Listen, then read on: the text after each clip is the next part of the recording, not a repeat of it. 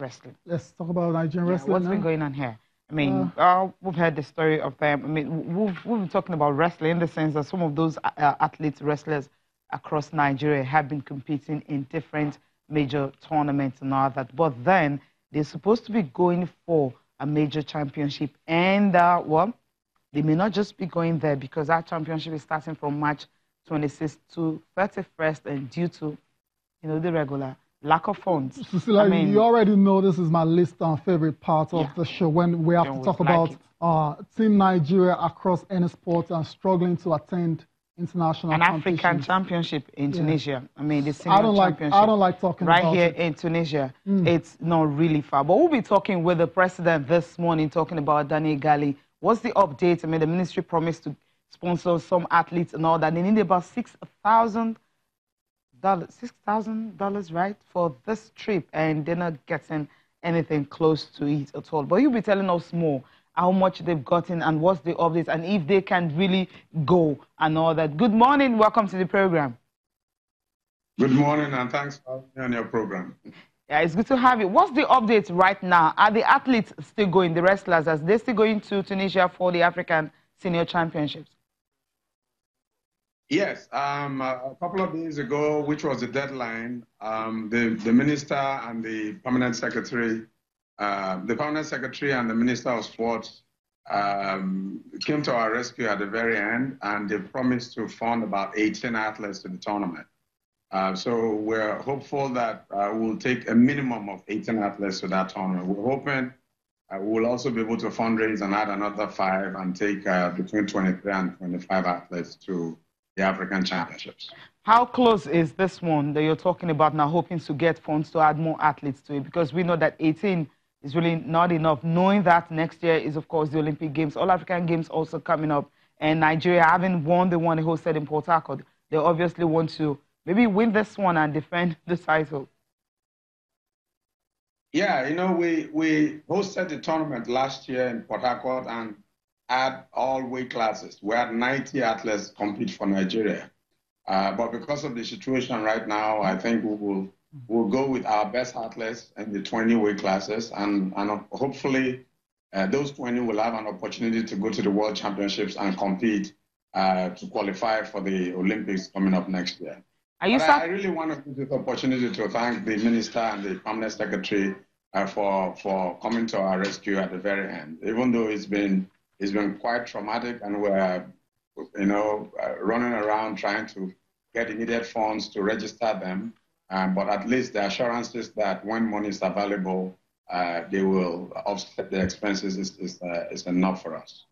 Yeah. What state of mind will these athletes be, knowing that to be or not to be, it's always very difficult when you're preparing for a championship?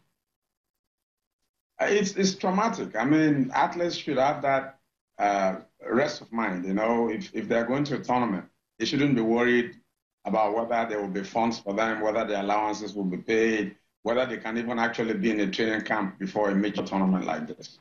For us in Africa, it's bragging rights too, you know. Right now, our senior men and female teams are the continental champions. And that's why you want to go with the full team so you can retain your title. If you look at the female team, for instance, out of the 10 weight classes, we have 9 of them that are African champions. So to go there for us is a big deal. But knowing that the athletes also have that rest of mind, have the assurances that they will be well taken care of is the priority to us, and this hasn't been the case. But the confidence we have now is that the ministry has promised that funds will be made available for the trip. Okay, and hopefully, indeed, the ministry does come true for the team. You've talked about the fact that you'll be taking about 23 to 25 wrestlers to the competition in Tunisia. Have you settled, have you decided on the names that will be a part of that trip? Well, as we are speaking, we're in the process of still registering the athletes. We're also still talking to some states states like Bayelsa and Lagos has been very magnanimous. They've also promised to sponsor one athlete. We're talking to Delta State. So we need to get the final answers before we can register all the 23 to 25 athletes. But we do have our list already.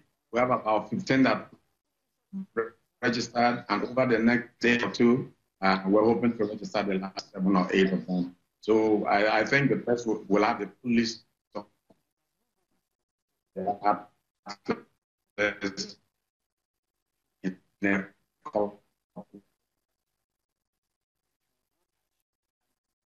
Okay, looks like we've lost the president of the Nigerian Wrestling Federation there, Daniel Igali, giving us updates on Nigeria's chances of going to the African Wrestling Championships in Tunisia, which is going to start on March 26th. Cecilia, okay, yeah, it's a bit of good news at the end of the day, but you never want to go through this kind of situation. And you asked him, what kind of frame of mind, will they be? Psychologically, how will they be, going into the competition when they've had to go through all these troubles? And it's a shame because it's 2019. It's a new year. We expect a new beginning. Things changing and all that. Yeah, but it's looking like it's the same old broken record, and it's not just fun. And if you look at Nigeria, how dominant they've been on the continent. They deserve nothing but the best of support. I mean, about 25 African champions. That's remarkable. From Nigeria, different weight classes. They should never struggle to go to international competition,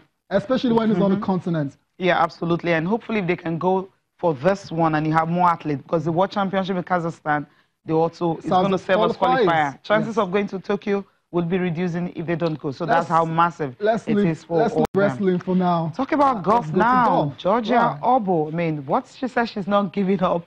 I hope to actually get something really good for herself. Talking about the LET tournament, she wants to become the Rookie of the Year. I mean, that's a good one. But then, if you check what she's been doing so far, especially competing in her second LET tournament, which is today at the Women's Open in Australia, she feels she wants to take all the positives she has had, from the tournament she's competed in, and also set a new target for herself, which is to be the LET Rookie of the Year, play in the British Open, and also maybe a championship that's coming up this year. This girl is a great prospect. I mean, there's no doubt about it. And we saw her at the Olympics as well, Youth Olympics, and she was quite decent. And she's just trying to, put Nigeria's name on the map when it comes to professional golf, when it comes to the ladies tour. And we'll continue to root for her. Yeah, and, absolutely. Hopefully she can eventually get there. Good thing is she still has loads of years ahead of her.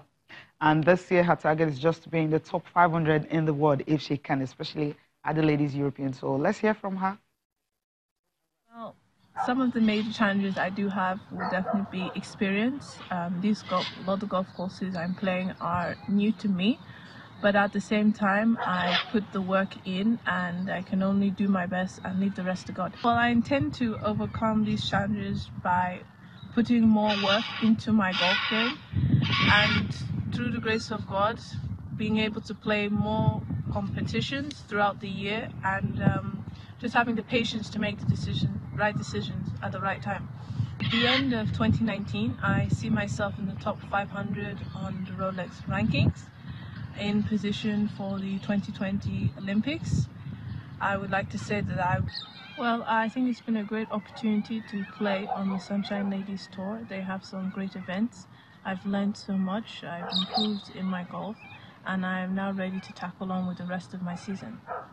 Well, some of the major challenges I do have will definitely be experience. A lot of golf courses I'm playing are new to me, but at the same time, I put the work in and I can only do my best and leave the rest to God.